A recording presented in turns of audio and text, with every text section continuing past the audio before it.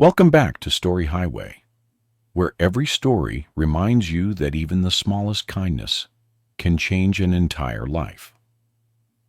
Today's story is about a man who carried everyone else's pain until someone finally carried his. Sit back, relax, and let the story guide your English and your heart. In a quiet neighborhood outside Portland, there lived a man named Andrew Miller, known to everyone as the person you called when something broke, like a window, a fence, a leaky roof, or sometimes even a person. Andrew lived alone in a small wooden house with peeling paint and a porch that creaked when the wind passed by. And most people didn't know much about him, except that he helped anyone who asked and never charged more than a few dollars. But hidden behind his gentle smile was a man carrying a lifetime of sorrow from a childhood where silence was louder than thunder. After his father walked out when he was 8, and his mother sank into an incurable sadness, leading Andrew to become the caretaker who cooked meals and fixed furniture, whispering to himself one rainy evening, "I'll fix everything one day, everything."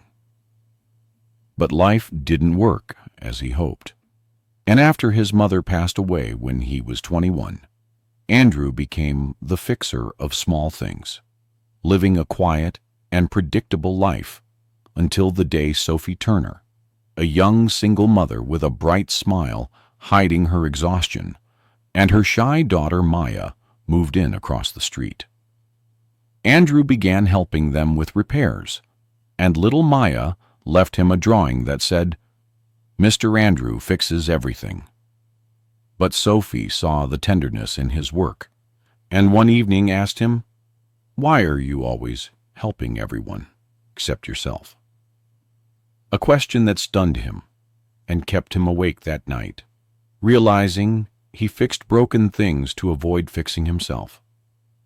Weeks later, when Sophie was badly injured in a car crash, Andrew was named Maya's emergency caretaker, and though he protested, Maya took his hand and whispered, "You fix everything," prompting him to care for her, packing lunches, brushing her hair, and reading bedtime stories, which filled his once quiet house with laughter.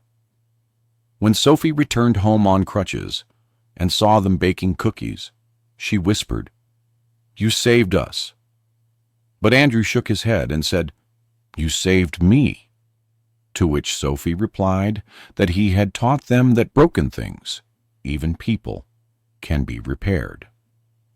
Years later, neighbors would see the three of them on the porch together, with Andrew's heart finally mended by the love he never knew he deserved, and he would sometimes whisper in the soft evening light, "Mom, I finally fixed something for real." Thank you for traveling with us on Story Highway. If this story touched your heart, remember, sometimes the strongest people are the ones quietly repairing the world while hiding their own broken pieces. Come back for another journey worth taking.